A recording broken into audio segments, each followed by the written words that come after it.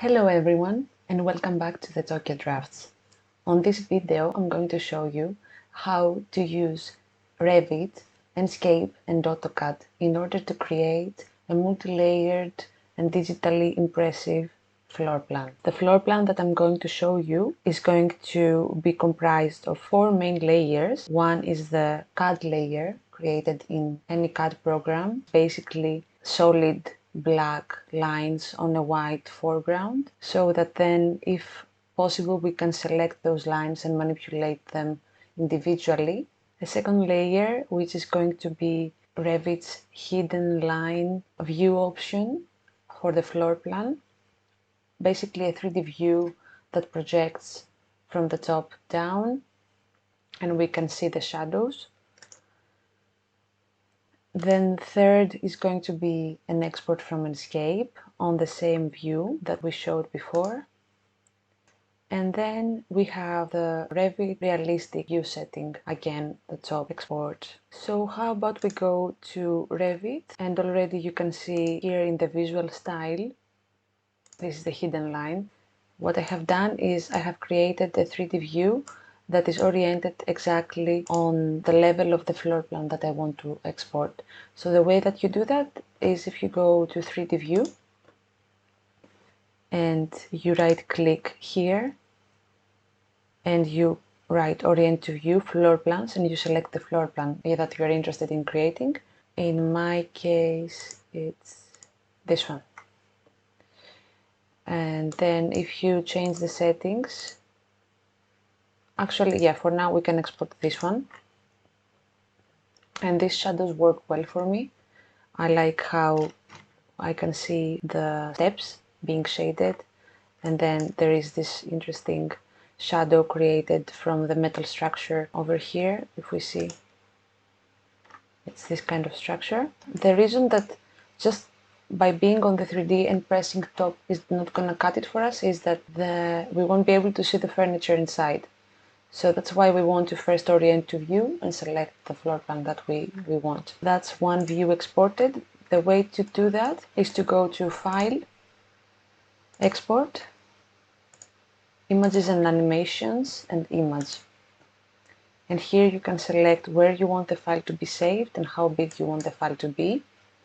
I have the tendency to create very big resolutions, so usually I go for about 5,000 to 8,000 horizontal, but you can choose a resolution that works for you. So let's say it's this one, and I prefer, instead of saying current window, to go to selected views and select floor plan, this one over here. Okay, and it's exported and we will see it soon. And so we're over here. So actually, now that I did that, the hidden line has been exported, not this one, just to be sure we're doing the right thing.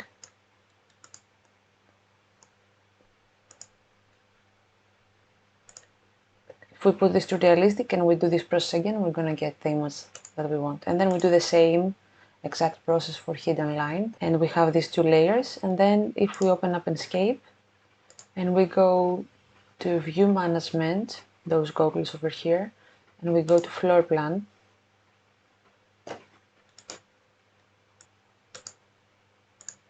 we're here, and the shadows are exactly the same. What we could probably do is to play with the highlights and shadows in case we want some information to be accentuated, and play with the sun brightness, which is going to determine how strongly we can see the shadows and how sharp we want the shadows to be. When we do this kind of representation of a 2D drawing with shadow elements, it's good to have the shadow sharpness 200, and then a resolution of 5000 works well for me.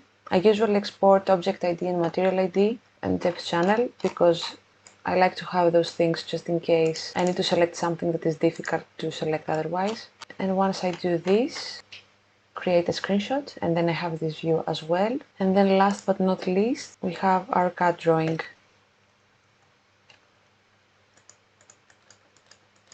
which is this drawing over here, where it contains contour information, furniture, yeah, and some annotations, and we're gonna use these 4 layers.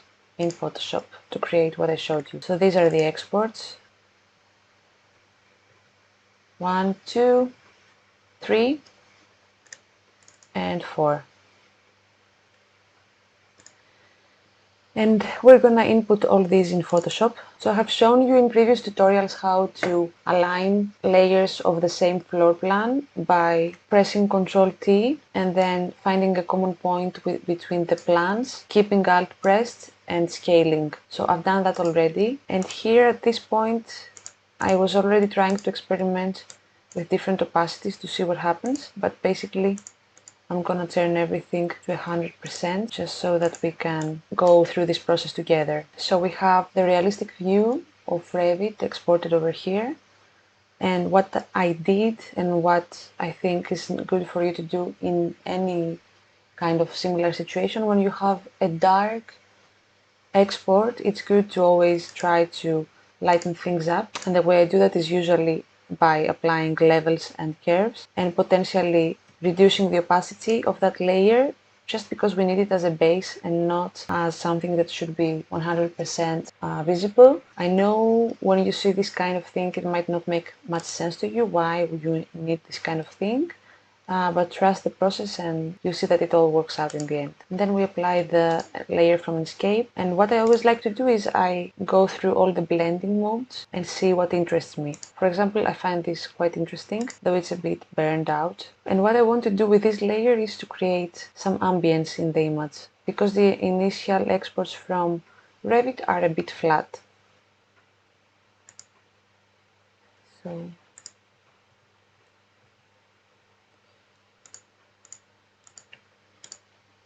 and here I have the channel ID and the color ID, which I'm going to use in order to select those things over here that I find quite distracting.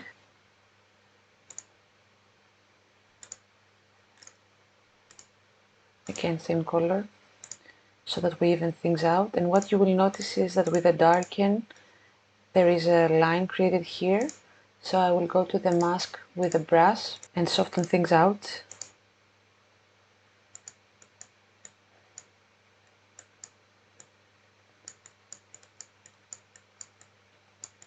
So that we don't see this line. And then we can go back to brightening things up. I think I don't like this curves layer. Let's try another one. I made some preparation for the file just because I didn't want this video to be so long and tiring, and since this is a more advanced tutorial, I would encourage you to watch my previous tutorials where I go through certain processes that you see me explaining here, or do also some research in how to work with effects layers like curves, levels, and maybe practice a little bit with brushes and gradients, so that then you're more able to process the information here. And I'm not saying this because it's boring for me to go through those things, but only because I think if I overload this video with information, then it might be more difficult to follow. So it's better to pace yourself. So basically, I have the Enscape layer. What's the difference between the Enscape layer and the Revit layer? It is that it's much softer and it has a kind of ambient brightness that goes inside the shadows and creates a more realistic approach. You see how the shadows begin being a bit darker and then fading out and having a hue, which doesn't happen in the Revit export. So yeah, I like to always test the different blending modes and see what happens. Lighten starts to be interesting, lighter color also. Okay, let's go with lighter color. And then let's put our CAD layer on top, which now is black. And it's kind of interesting how I ended up having white lines. And the reason is that I started experimenting with textures and gradients, and then at some point I felt it made more sense to make the lines white. But it's always a process of trying and then seeing what works. We apply that. Let's put it. Let's always keep the CAD file on top of everything. And now let's play with some textures. This already looks interesting, right? It's not bad.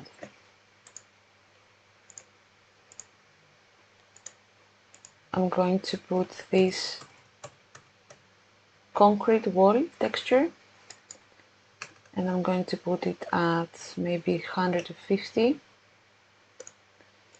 And even though it's a concrete texture, when you play with it the right way, it looks more like rough paper.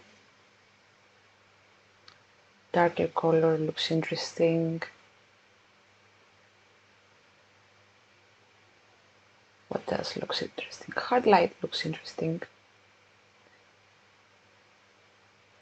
Many interesting things. Even exclusion depends on what you're looking for. Let's say you would do an exclusion and then you select your lines and you make them an interesting teal or a dark teal.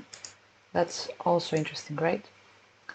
But for now, we can stick to what we originally have, and then let's make this darker color. Reduce the opacity a little bit. Or actually, let's not reduce the opacity, because we don't want to lose information.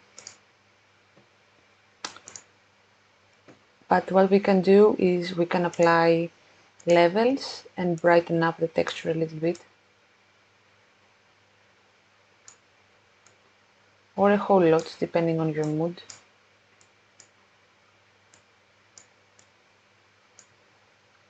And the way to make sure this applies only to the texture is to press Alt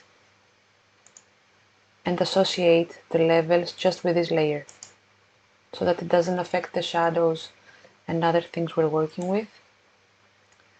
So that looks better. And now we realize that these shadows are really dark. So what we can do,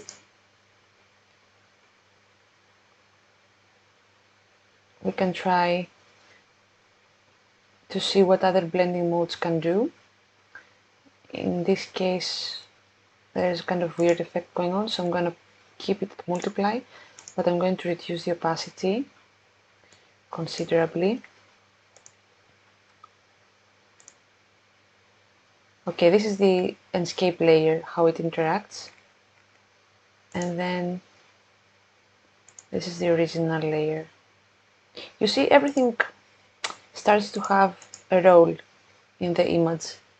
Even though you don't realize how, things are starting to come together. It's like ingredients making a cake.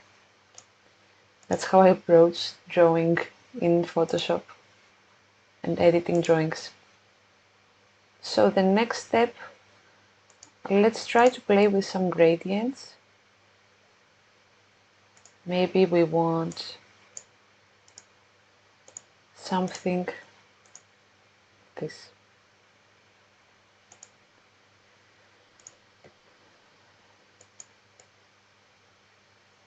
Yeah, maybe we want to ease the shadows a little bit because they are too dark, and we want to apply this light layer from the bottom up, and then maybe we can have a darker layer, a darker gradient from the top down.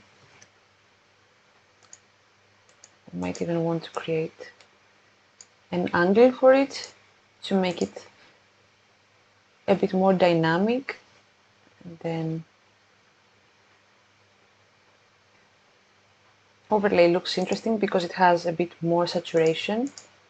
I will reduce the opacity, and then what I'm going to do, I'm going to make this white. And now what you see is kind of the problem.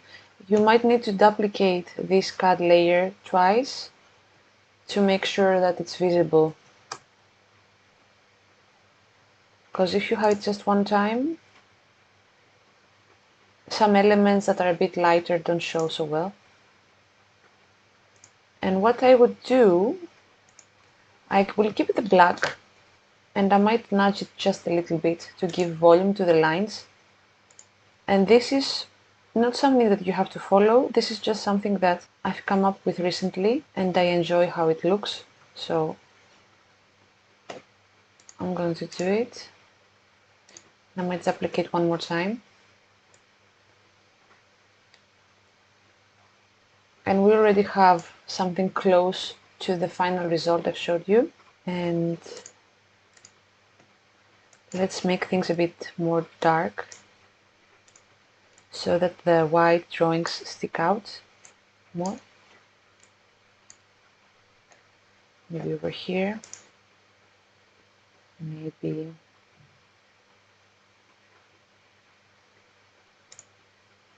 soft light, and we reduce the opacity, and we start to have this interesting three-dimensionality because of the gradients that starts to be created.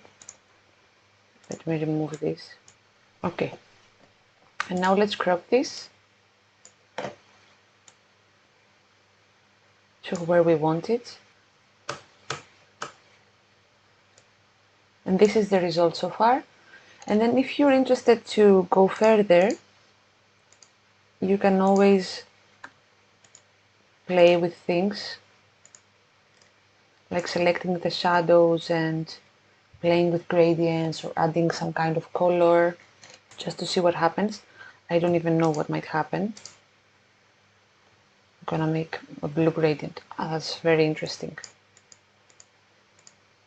And you start making more dynamics, like when you have a warm color like this brown and then you make this blue. It might be something you're interested in. Or let's see what else happens here. This is a bit intense. But we can pick something intense and see what happens with that. Like this. This is super intense, right? Let's see what happens if we play with the blending modes. This becomes a very color-free drawing. I wonder what it wants to show. But yeah, this soft light has very interesting dimensions. It makes this stick out much more. And then you can even go, like if you like this palette over here and you want to give more tones close to this, you can go ahead and apply like more global gradients just to make things harmonize more. And I think there is some purple over here.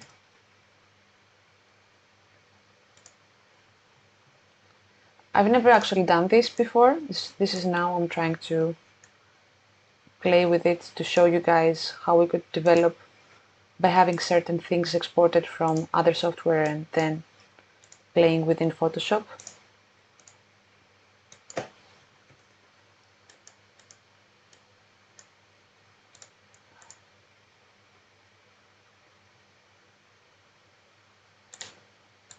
Let's go darken, and let's go this way.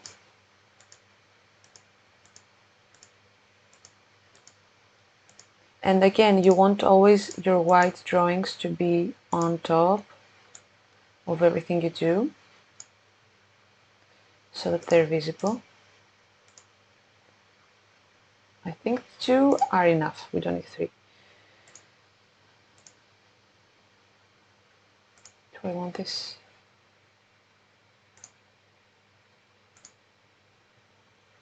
Yes.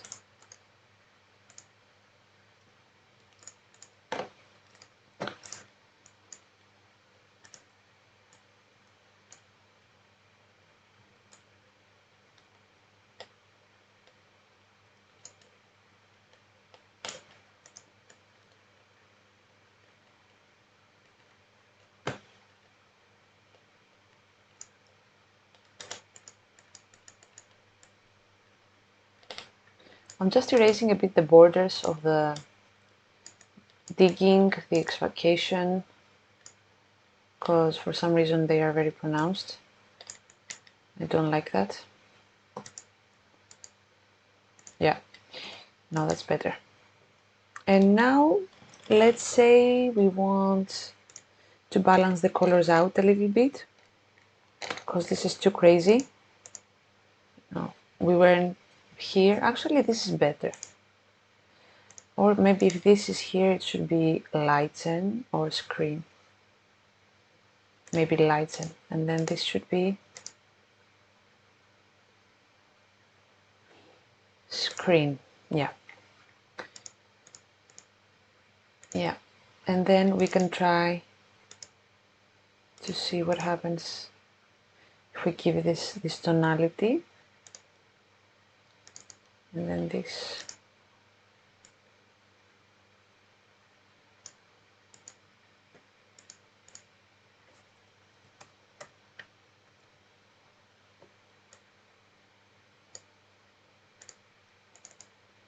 Maybe a bit brighter.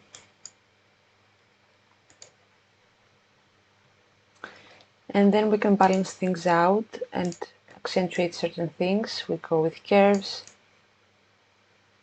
And what I like with curves is that it also works nicely with gradients. It can emphasize certain dark areas.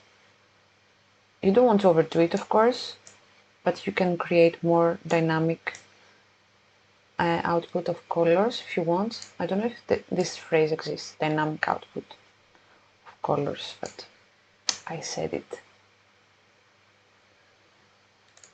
And what I always like to do is I make something, it might be dramatic, and then I go over it and then reduce it. And then maybe I want to do like a color balance.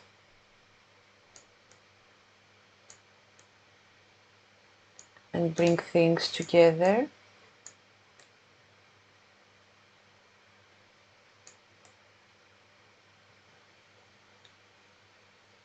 Maybe you want to go towards bluish, maybe you prefer something more neutral.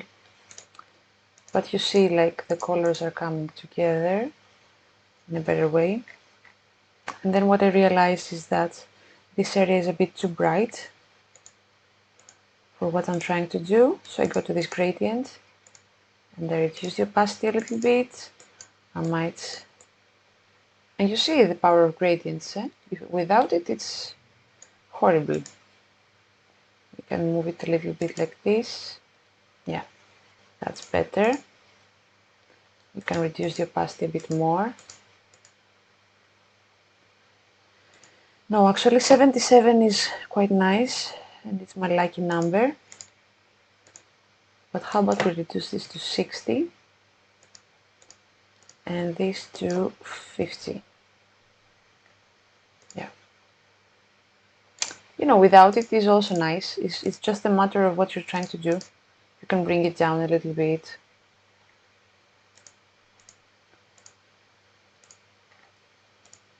And go back to what you did and see how you want to fix it, make it better.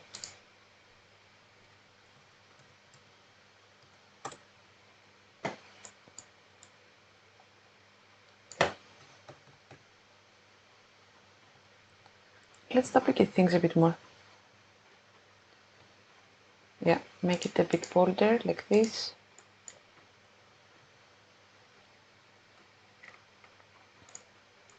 Let's apply vibrance. This is what happens when you bring it up. This is what happens when you bring it down. You can choose to bring it a little bit down, just to balance things a little bit. And then with selective color, like at this point you might be thinking, actually, I don't want things to be so purple. I want it to be more pink, or I want it to be more red, or I want it to be more dark. You just want to have more control, or you might want to go completely opposite way, like this.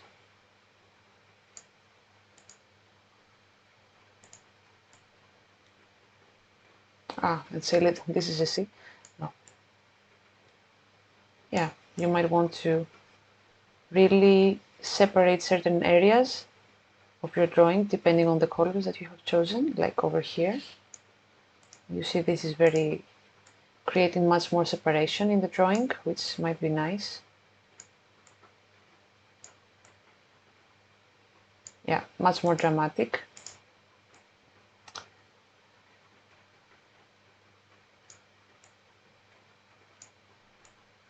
Yeah. Yeah, something like that. You see how it brings the layers of the drawing much clearer, and then you can go, because we also like the colors we have, we just want to make things clearer, and we can go and do a darker color on this one, or we can go and do lighter color. So you see that the separation of the layers, this works quite well. And we can even duplicate, and do a soft light and reduce the opacity considerably. And again, we create more volume to the drawing. It depends if you want to do it, because you might be happy with this amount of volume. For me, I like to make things more dramatic. It's a matter of preference and knowing your tools.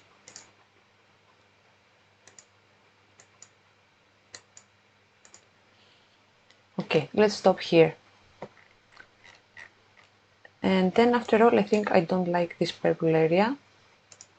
So what I'm gonna do is I'm going to go to hue saturation.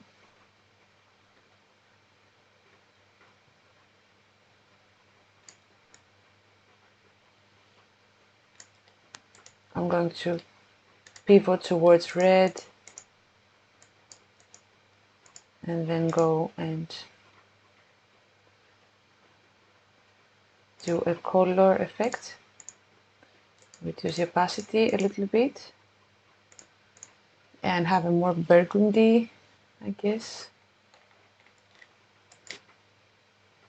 And let's compare with the one I made previously.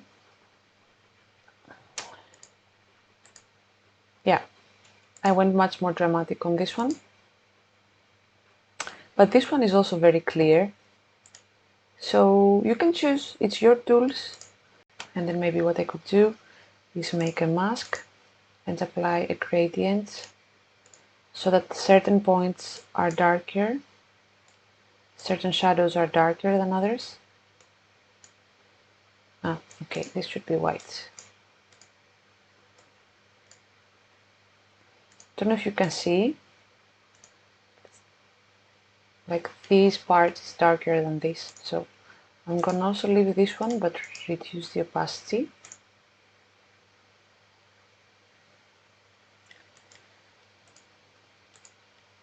Yeah.